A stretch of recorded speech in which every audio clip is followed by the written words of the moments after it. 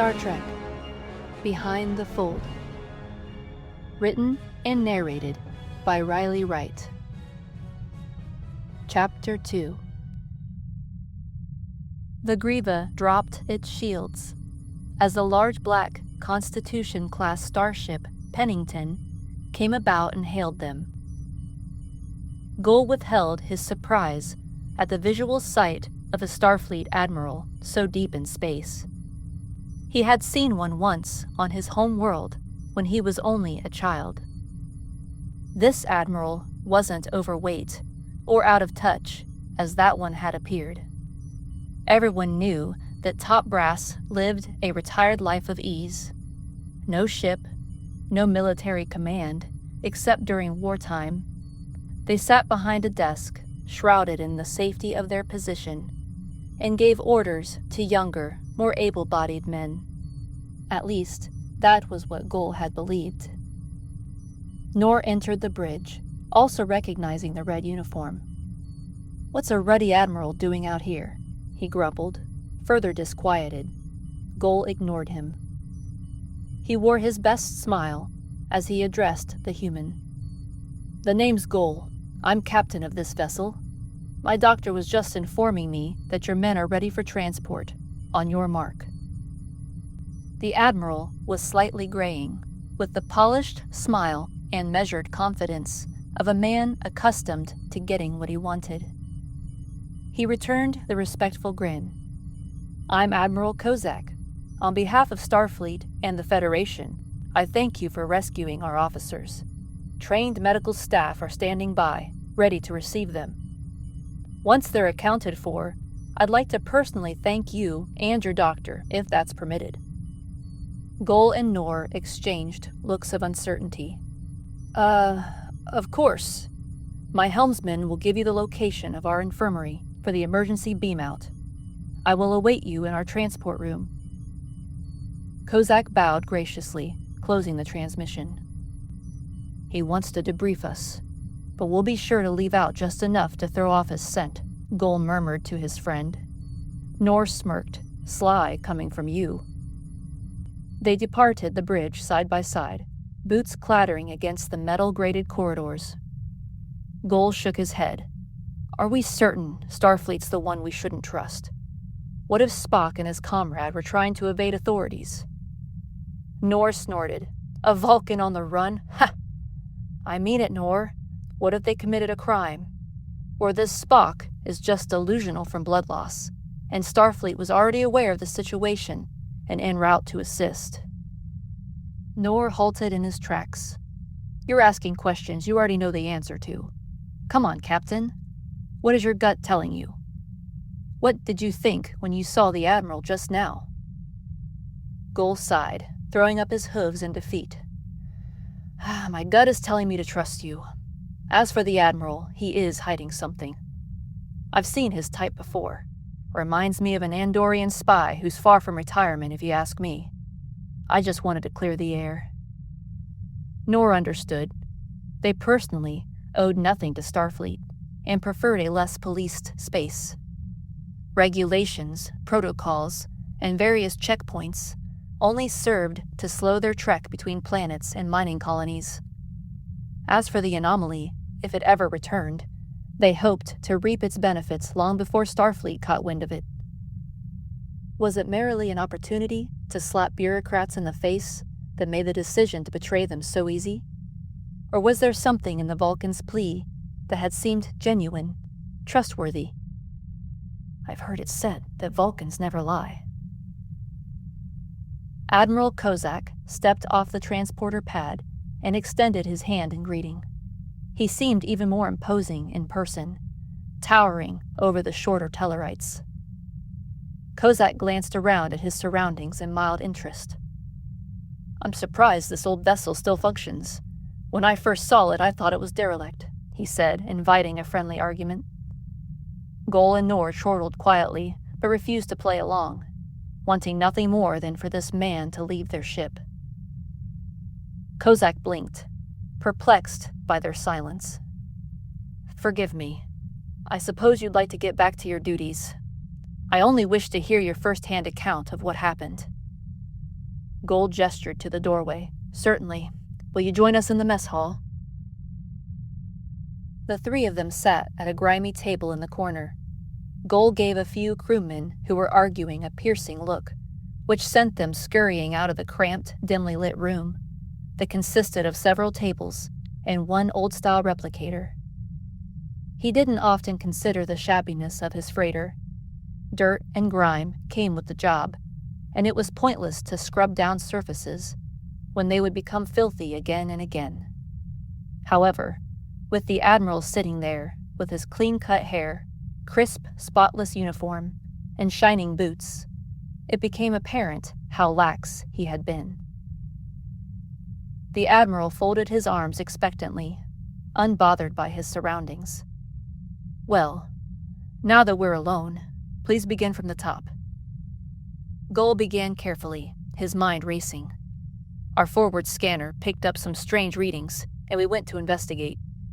Upon reaching the coordinates, we located the life signs of your missing officers amidst some starship fragments."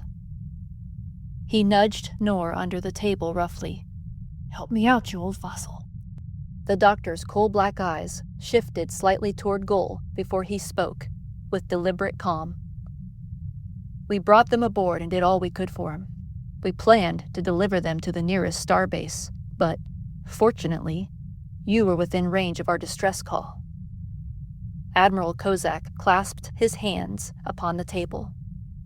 Nor's expert eyes drifted toward them, noticing the silvery white scarring of the knuckles, which hinted toward a violent past.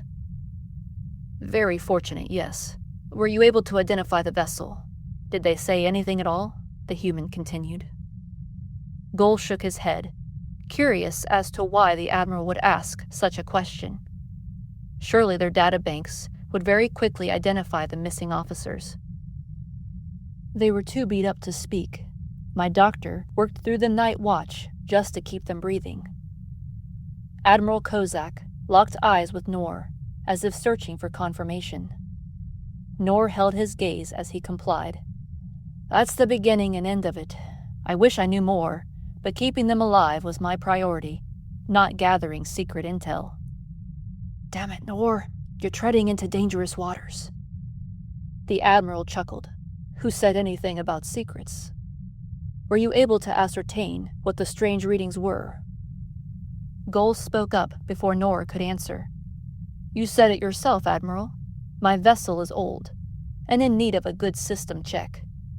What we thought was some random burst of energy turned out to be nothing more than my engineer tinkering with the navigational sensors at the time." "I see." Kozak straightened slowly, face unreadable as he glanced between them.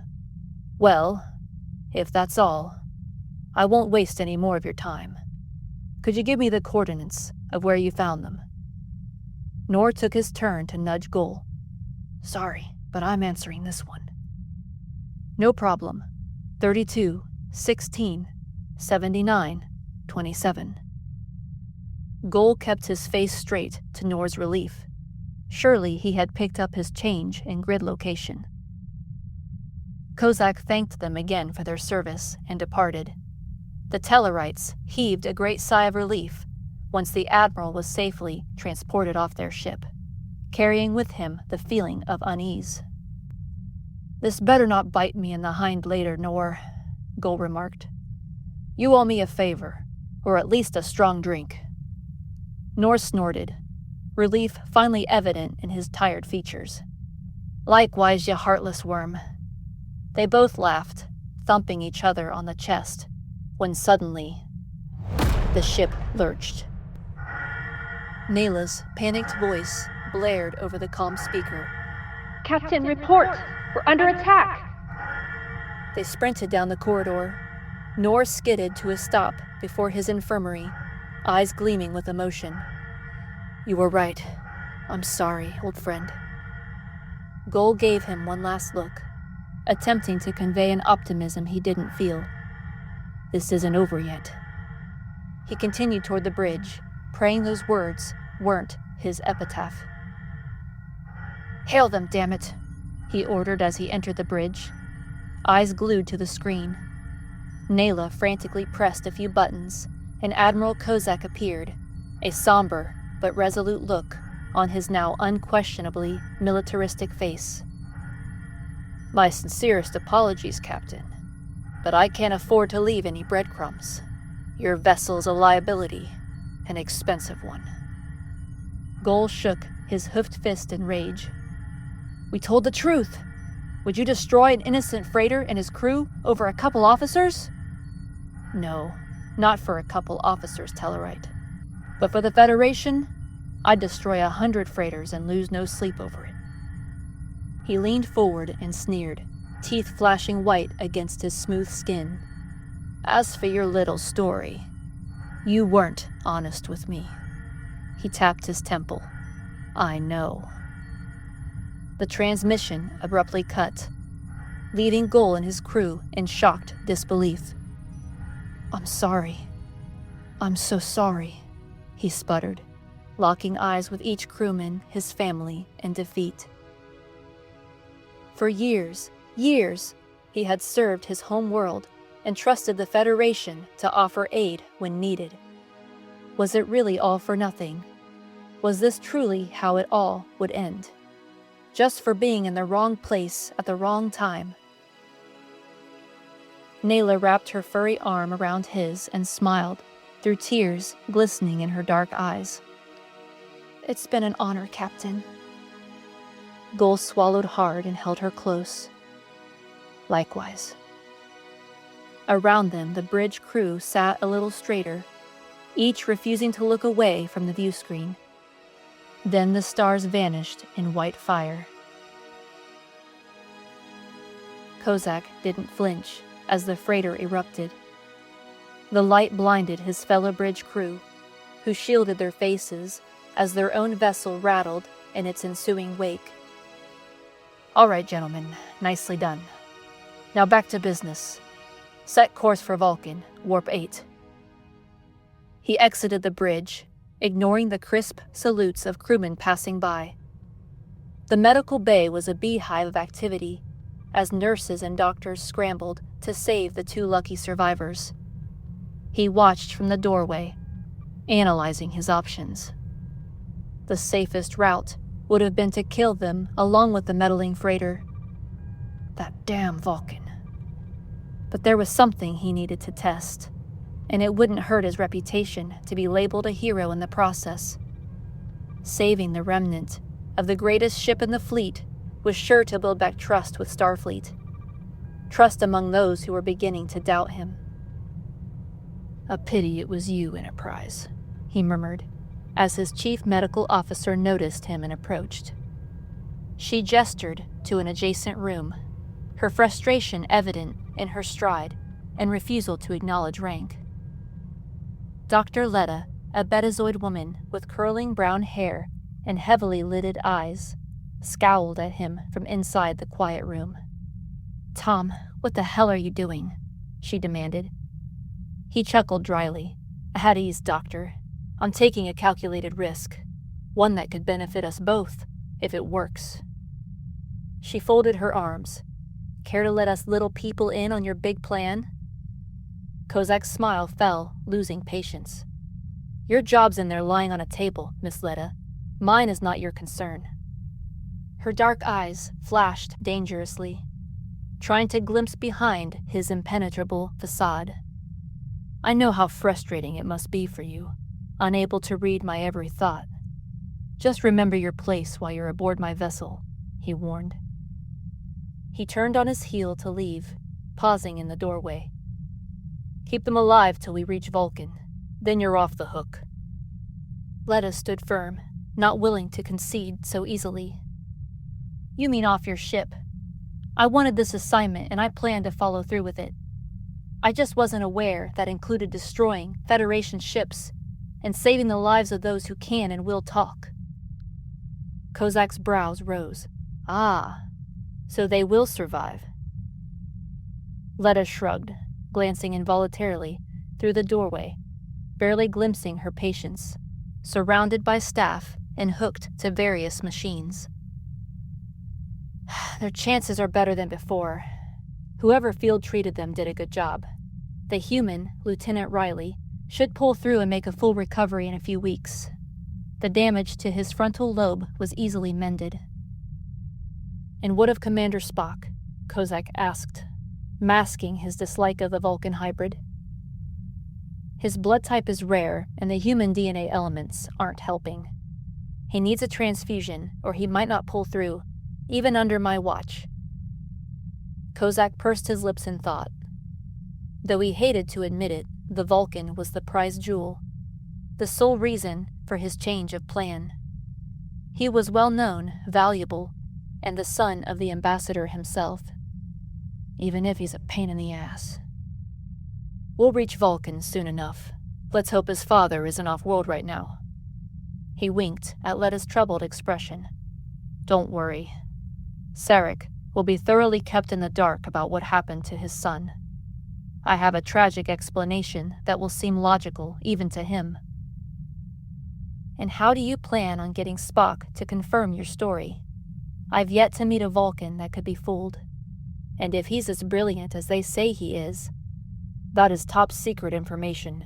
Suffice it to say that I have some followers on Vulcan who have been aiding us in the development of something promising. I hope to provide them with 2 living, breathing test subjects to try it on." Letta shook her head in disgust. "There's one thing I don't want to know about." Kozak patted her cheek. "Good girl."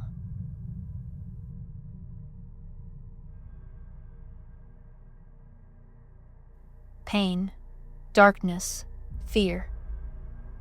They descended over Spock's consciousness like a pack of voracious wolves. Time and space disintegrated around him, awakening memories he'd long since kept dormant. His mother's embrace, his father's pride, and all the missions in which James T. Kirk was at his side. He even caught glimpses of Dr. McCoy. "Stay alive, Spock. That's an order, damn it." McCoy's last anguished words replayed, somehow strengthening him. It was the doctor's face he so longed to see when he first opened his eyes. But a Tellarite was quite the opposite of what he'd expected. The Cygni system. How had he gotten there? He remembered McCoy administering a hypo and pulling him into an escape pod. Kevin Riley was there as well, and undoubtedly received the same treatment. The final image of McCoy, his face emotional and desperate, as Spock lost consciousness, was hard to shake, especially given his present condition, fighting a battle he knew could be his last. 38, 16, 79, 27. Spock clung to the coordinates the Tellarite imparted to him, like an anchor amidst a raging storm. He carefully stored them in the depths of his mind, where nothing could touch them. It was this that kept him fighting, clinging, even hoping that all was not lost and his friends could still be saved. A sharp jab of pain jolted him from his subconscious. He felt a cool trickling sensation climb up his left arm, as if his blood were turned to ice.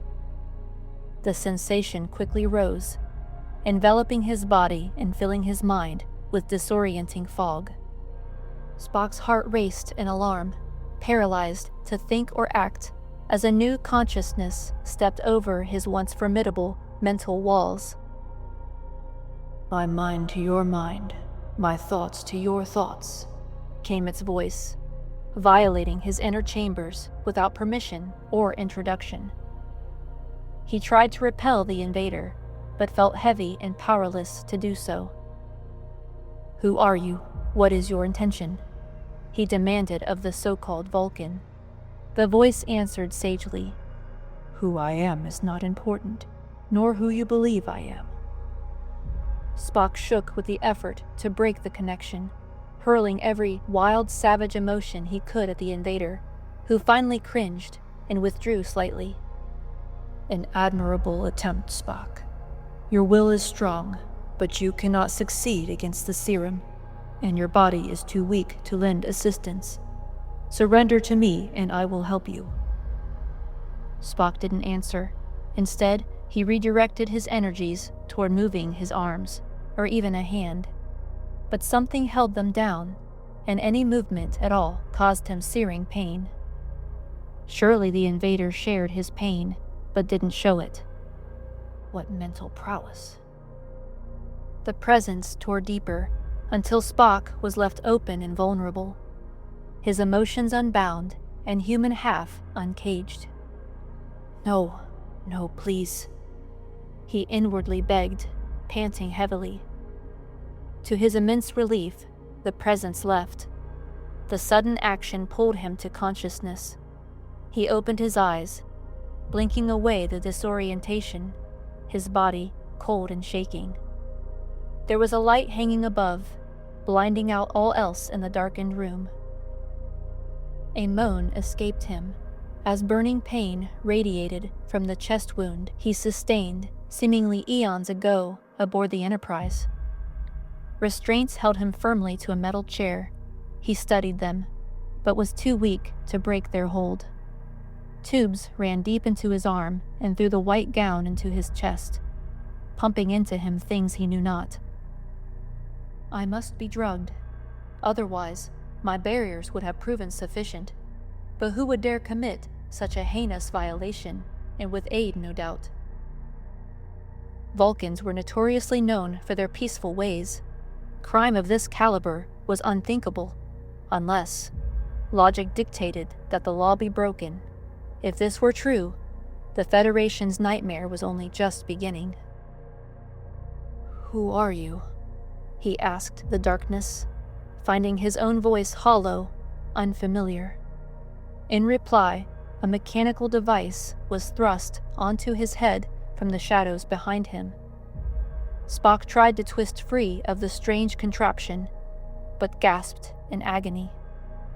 He gave up fighting the inevitable, and tried one last time to gain control, to put up some mental barrier, however feeble, in his weakened state. I know what you're attempting. I will make you live to regret it, he threatened, teeth gritted as unrestrained primal rage coursed through him. A new voice laughed from the shadows. Ah, come now, Spock. This look suits you. This anger. It gives me hope that you can be saved. For what purpose? He asked, buying time as he heard buttons being pressed on the device. The purpose is irrelevant. Accept the new memories, and you'll walk free. Along with Mr. Riley, of course. Spock felt his anger double, triple. He shook with it, longing for nothing more than to crush the man's skull. The very thought revolted him, yet it remained. He is my responsibility. It is unnecessary to harm him, he seethed, voice wavering. He's a loose end, Spock, just as you are. The device clamped to his head began to vibrate. He could feel his hair raise as it pulsed with electric energy. Secrets expire. The truth will surface eventually, beyond your capability to control it. You're quite right, my dear Vulcan. But by then, it will be too late to stop us, and even you will see the logic behind our actions. The voice scoffed. Who knows? He might even join us. Now begin, it ordered. Spock gasped as the device penetrated his mind mercilessly. Like a surgeon with a scalpel, the memories were cut away and replaced with something new. He retaliated against the false images, withdrawing further into his subconsciousness, grasping at the truth that was ebbing away like sand. His very core filled with terror. I cannot forget! I will not! He yelled, amazed that his agonized cry had spilled from his mouth and into the room, echoing off its thick, sterile walls. Soon, time itself seemed to cease, and Spock couldn't hold on anymore. His mind was broken, full of anguish, such as he had ever felt. No, I don't understand.